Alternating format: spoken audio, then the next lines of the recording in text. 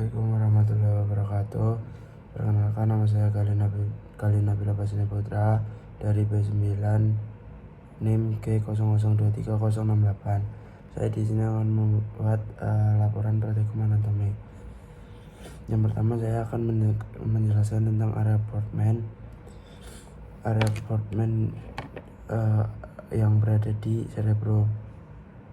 Saya akan menjelaskan pertama ada bagian area 4 yang dimana area 4 itu motorik primer yang dimana tugasnya untuk mengontrol gerakan volunter, wajah dan ekstremitas. Kemudian ada area 6 yaitu ada motorik sekunder yang mengendalikan gerakan volunter. Menggerakkan volunter berkaitan dengan tragus extrapyramidales. Nah, lesinya yang di sini itu bisa dinamakan apraksia, sedangkan lesi yang di motorik primer tadi bernama paresis.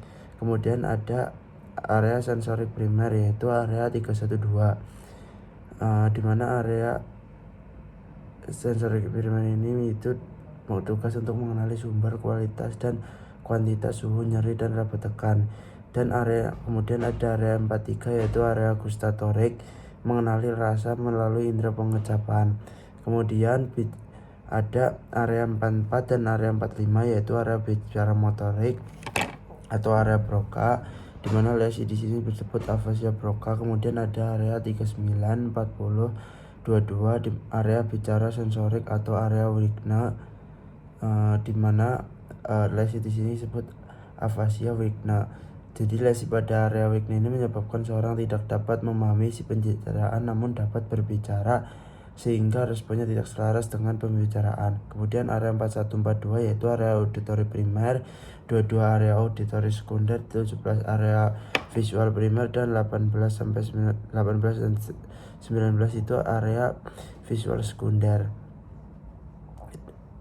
Di mana area visual primer itu bertugas untuk kemampuan menerima rangsangan cahaya, sedangkan sekunder untuk persepsi visual kompleks mata seperti warna, gerak, arah, objek. Dan bila lesi muncul buta warna atau agnosia visual, dapat melihat namun tidak dapat mengenali benda. Kemudian ada tragus pyramidalis et extremidalis. Jadi tragus pyramidalis itu traktus yaitu kumpulan serabut saraf. Traktus corticospinal merupakan jarak dari area motorik primer dan sekunder, area 4 dan 6 Brodmann, yang berjalan menuju medulla spinalis dan berakhir di cornu anterior medulla spinalis efferent. Saat melewati diskus pyramidalis terdapat serabut yang menyilang ke arah kontralateral tragus corticospinalis lateralis. Yang tidak menyilang itu tragus corticospinalis. Perjalanan tragus pyramidalis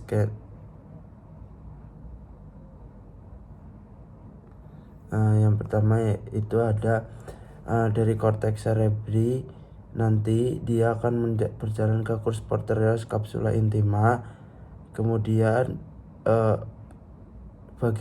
kemudian ke bagian tengah mesonfalon, kemudian turun ke bawah tengah pons melalui bagian ventral medulla oblongata, kemudian menyelang di descasio pyramidalis,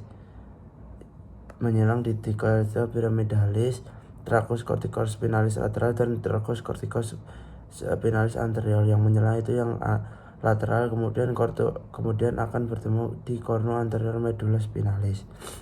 Tragus extrapyramidis ini berfungsi sebagai pengendali aktivitas motorik, dicetuskan oleh korteks motorik cerebri dan tragus pyramidalis. Menunjang fungsi tragus pyramidalis.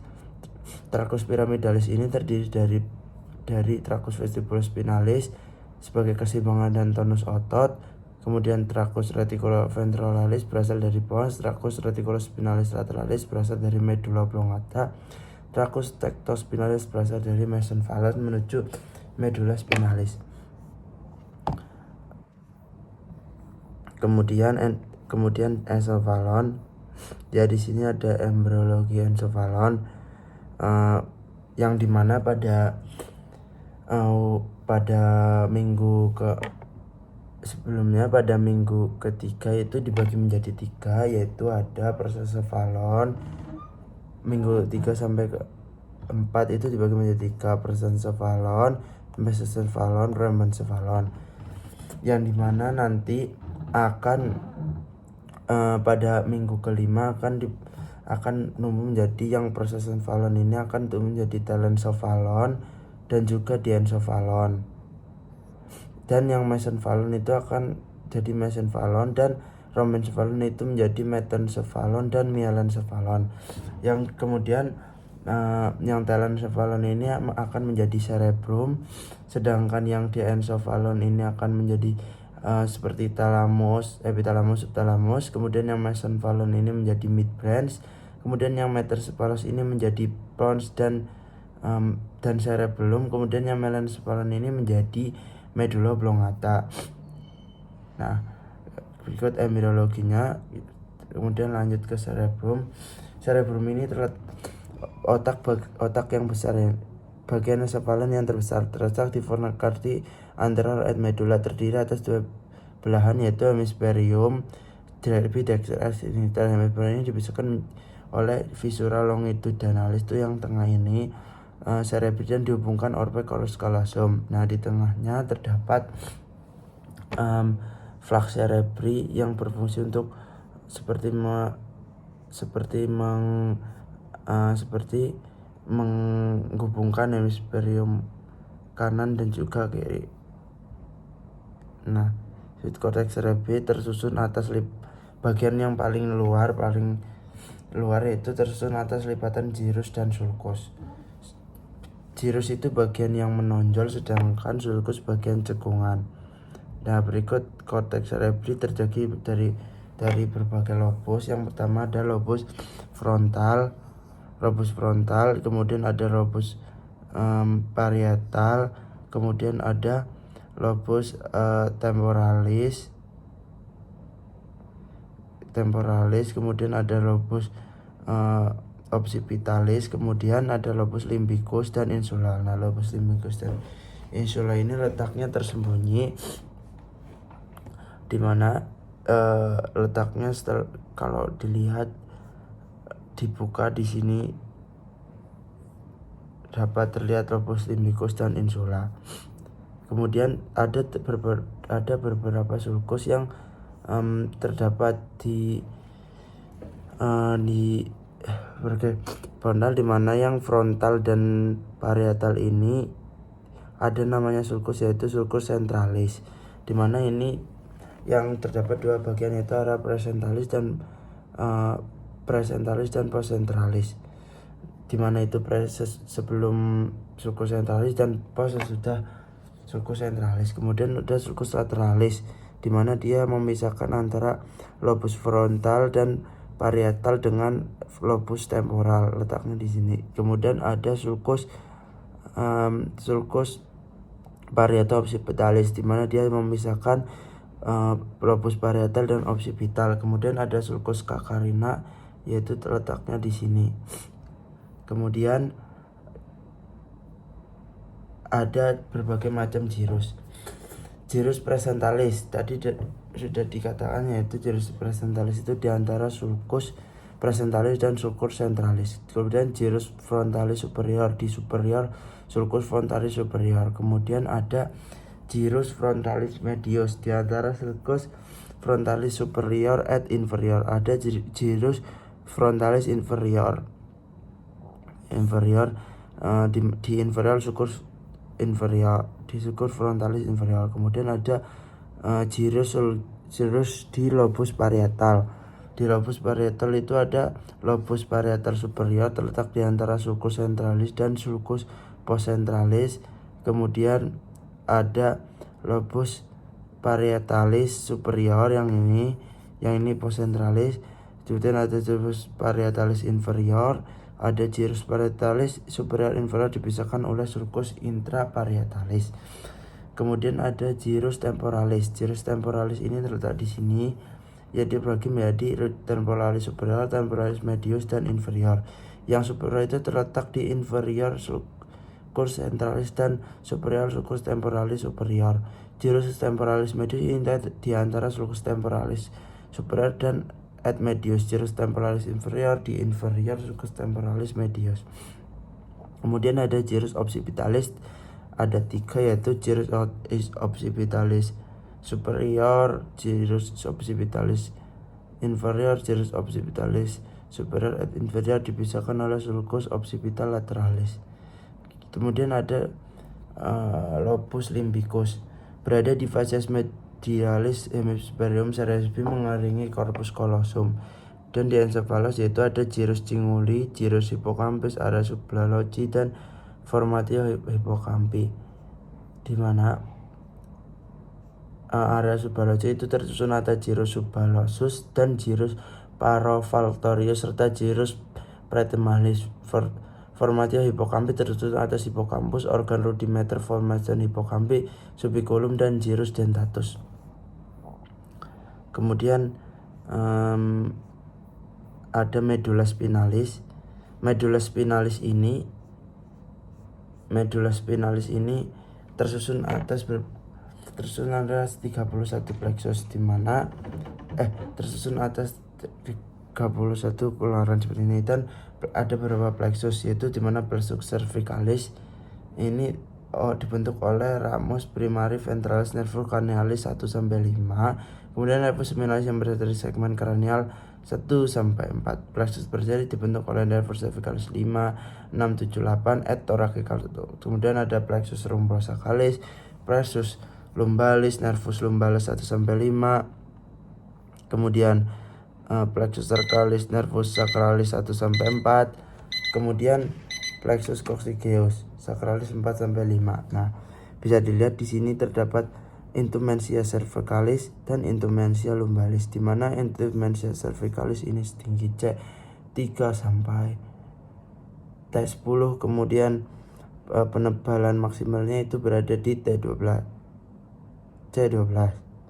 Penebalannya ada di C6. Kemudian yang intumensia lumbalis ini ada di T10 sampai L2. Penebalan maksimalnya itu ada di T12, di mana terdapat ada conus nodularis, kemudian ada cauda equina bagian penebalannya. Nah, lanjut ke struktur eksterna.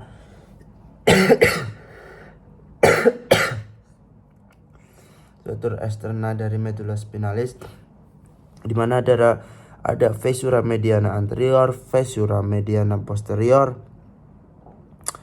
Di sini fissura mediana anterior, posterior. Kemudian ada sulcus anterolateralis, tempat keluarnya radix anterior, radix efferent, radix motorix. Sulcus anterolateralis.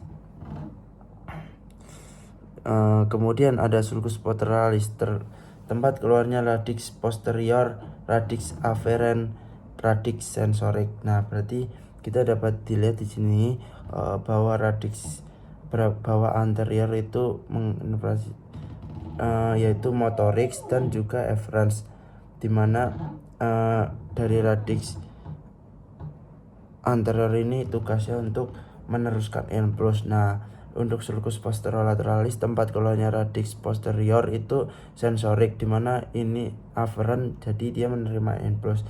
Nah, kemudian ada substansi alba. Kenapa alba? Karena dia berwarna putih. Warna putihnya ini karena isinya adalah serabut salaf yang tersubung mialin, yang fungsinya untuk insulator listrik. Sebagai substansi alba akan dibagi 3, yaitu funiculus anterior, funiculus posterior, subfuniculus grisea. Warnanya abu-abu karena didominasi oleh badan sel saraf. Di tengahnya terdapat kanalis centralis yang nantinya akan tersiki LCS hingga ke ventriculus terminale, tragus ascendens. Kemudian bisa dilihat yang ini gambar kanan yaitu ascendens. Tragus ascendens itu terdiri dari beberapa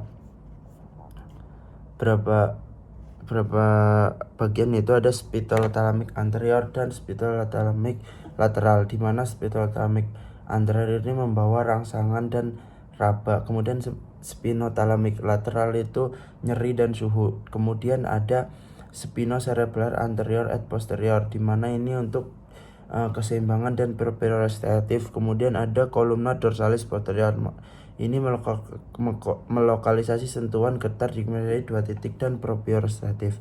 Kemudian ada trakus descendens, ini terdiri dari beberapa empat trakus, yaitu ada trakus corticospinalis, trakus rubrospinalis, trakus tectospinalis, trakus extrapyramidales, di mana trakus corticospinalis anter dan lateral ini untuk pergerakan otot voluntar.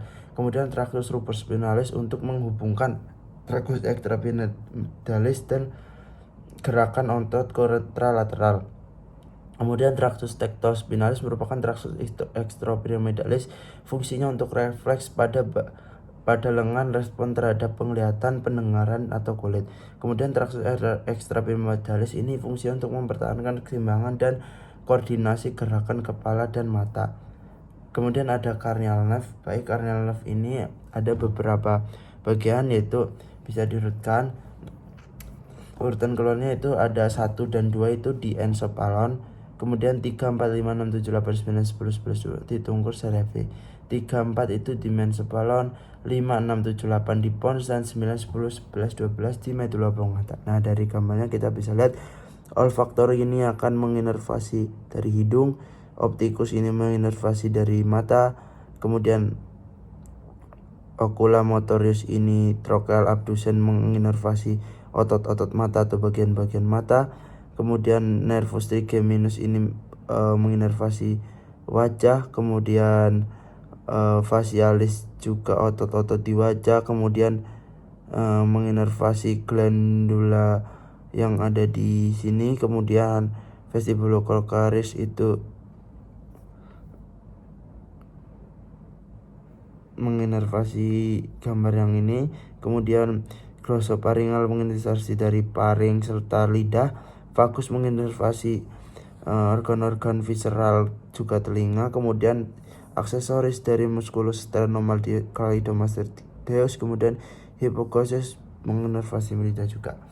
Nah, kemudian cranial nerve itu di sini dapat dilihat dari tampak pons juga medula oblongata. Di sini dapat dilihat, di mana di sini ada sulcus basilaris pontis.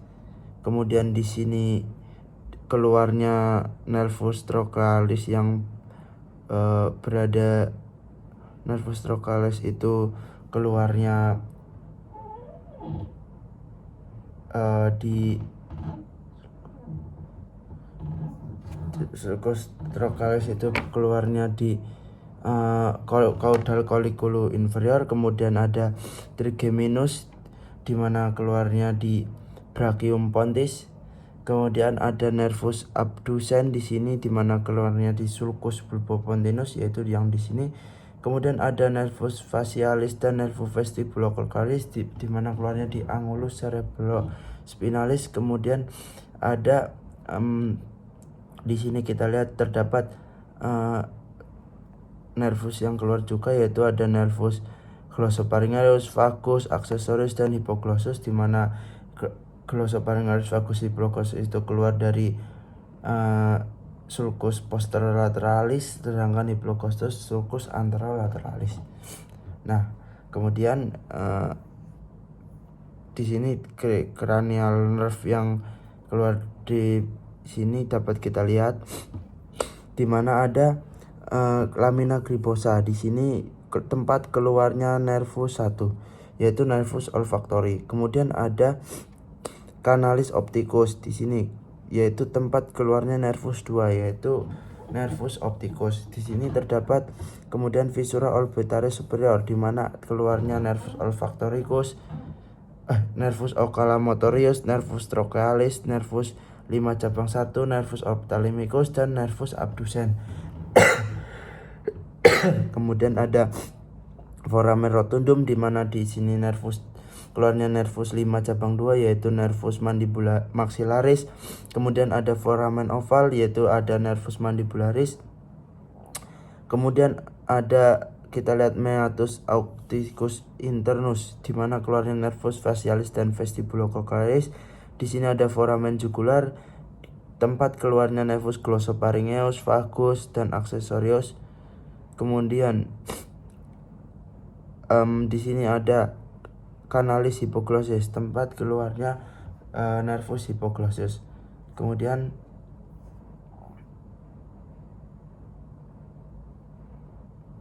ini terdapat klinisnya yang tadi sudah kita bahas, di mana olfaktori itu di bulbus olfaktori, yang tadi sudah saya sebutkan. Trokalis itu di caudal colliculus inferior, trigeminus di brachium pontis, abducens di sulcus pulpalis, facialis angulus cerebrospinalis, dan yang tadi saya sebutkan.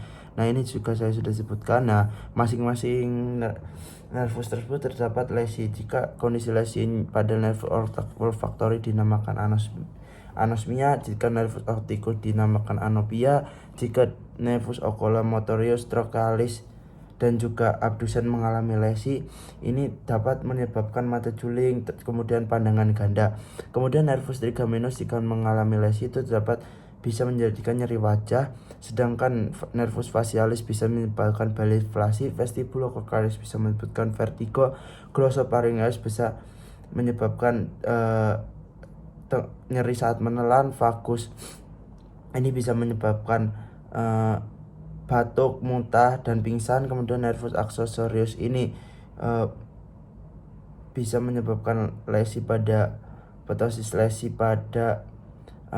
musculus sternocleidomastoideus, dan hypoglossal ini kesulitan berbicara dan juga kesulitan merasa. Kemudian kita lanjut ke circulus arteriosus velysi. Nah, circulus arteriosus velysi ini berada di sulcus basilaris pontis di pons, tapi rada ke atas sedikit. Jadi circulus arteriosus velysi ini bentuknya bundar seperti ini. Kenapa bundar? Karena jika ada sumbatan pada salah satu daerah, masih bisa mengalir untuk mengalirkan darah supaya otak tidak mati. Jadi berperan daerah kolateral antara siklus anterior dan posterior otak, melindungi terhadap iskemia jika terjadi penyakit pembuluh darah atau kerusakan pada suatu lebih area. Nah, jadi arteriosus ini yang pertama itu ada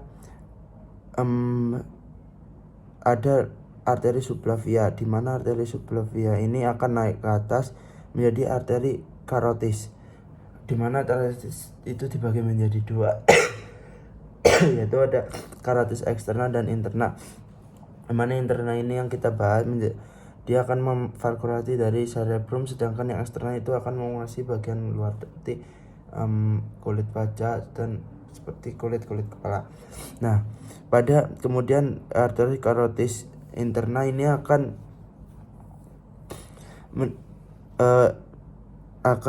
ke atas. Nah, kemudian akan menjadi posterior cerebral artery, di mana kemudian akan lanjut ke arteri cerebral media ini, kemudian anterior, kemudian jadi arteri cerebral anterior, di mana nanti akan dihubungkan oleh arteri communicans.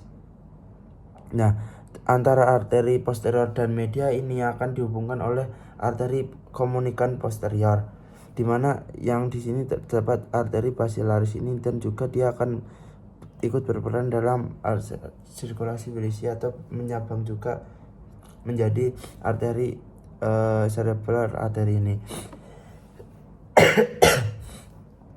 Kemudian ada jalur penglihatan. Media refracta itu dari bagian luar, yaitu ada kornea, aqueous humor, lensa, vitreous humor. Yang dimana kornea ini adalah bagian luar, yaitu aqueous humor itu adalah cairan di antara kornea dan lensa. Kemudian ada vitreous humor. Nah, rangsangan cahaya dia akan melatih nervus opticus, kemudian ke chiasma opticus, ke tracus opticus, kemudian ke corpus genitalium lateral. Dia akan bagian akhir untuk serabut saraf dari penglihatan, dan colliculus superior, kemudian ke nucleus presentalis, ke radiooptika, sentrum visual, visura calcarina. Kemudian extracollicular muscle, di mana extracollicular muscle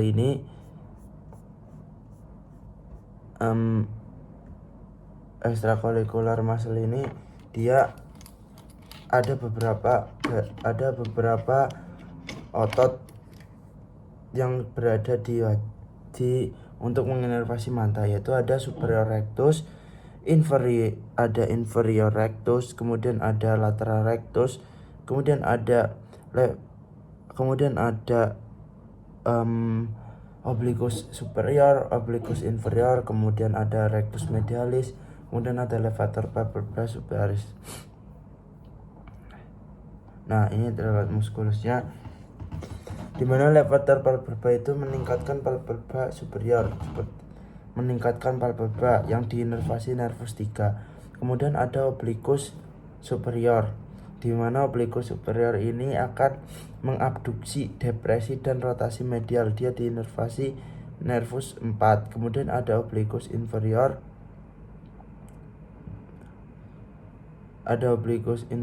Dia akan mengabduksi, depresi, dan rotasi lateral, di mana dia nervus 3. Kemudian ada rectus superior, dia juga abduksi, elevasi, dan rotasi medial. Rectus inferior abduksi, depresi, rotasi lateral, nervus 3. Kemudian rectus medialis abduksi, diinervasi nervus 3. Kemudian rectus lateralis nervus 6. Kemudian sympathetic nerve dan parasimpatis, di mana sympathetic nerve ini dan parasimpatis ini berbeda ya, di mana distribusi dari simpatis ini thoracolumbar, sehingga namanya di thoracolumbar. Kemudian di parasimpatis ini karniosakral. Nah, distribusinya yaitu kulit, kelenjar keringat, bisa muscular erector pili, jaringan adiposa. Kemudian yang parasimpatis ini terbatas pada kepala dan organ dalam dada. Kemudian lokasi preganglionitis nil CMS medulla spinalis segmen T1 dan L2 thoracolumbar, kemudian menuju ganglia trunkus simpaticus atau ganglion vertebralis. Nukleus saraf kranial 3, 6 dan ini substansia bersama segmen S2 dan S4 karniosakral menuju ke ganglion terminalis. Panjang aksonnya neura preganglionoid pada simpatis itu memiliki akson pendek dan neuron postganglionoidnya panjang. Neuron preganglionoid memiliki akson panjang dan neuron postganglionoidnya pendek. Kemudian neurotransmitternya neuropregangglionoidnya melepaskan asetilkolin ACH, sedangkan neuropostganglionoid melepaskan neuroepinefrin. Kemudian di preganglionoid melepaskan asetilkolin pada parasimpatis. Nah, modalitas saraf kranial di sini kita lihat aja 7 tipe, yaitu GSE, GFE, di mana GSE itu general, yang bersifat general. Kemudian somatik, yaitu yang bersifat secara sadar. Kemudian efferent, yaitu yang dia untuk sensoris.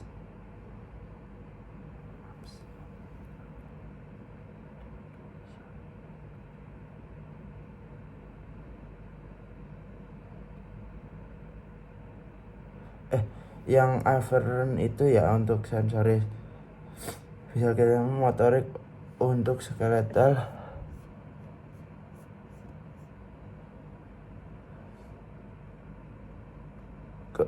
Nah, kemudian afferent jika rangsangan tersebut dari efferent itu jika rangsangan tersebut berjalan dari pusat saraf ke efektor organ. Jika afferent jika rangsangan tersebut berjalan dari reseptor organ ke pusat saraf. Nah, kemudian jika bentuk rangsangan general itu rangsangan umum, jika spesial rangsangan khusus ya yang berupa indera, sedangkan somatik itu yang secara sadar, sedangkan yang visceral itu yang menginervasi organ visceral. Baik, mungkin segitu labrak anatomi saya, kurang lebihnya mohon. Terima kasih. Assalamualaikum warahmatullahi wabarakatuh.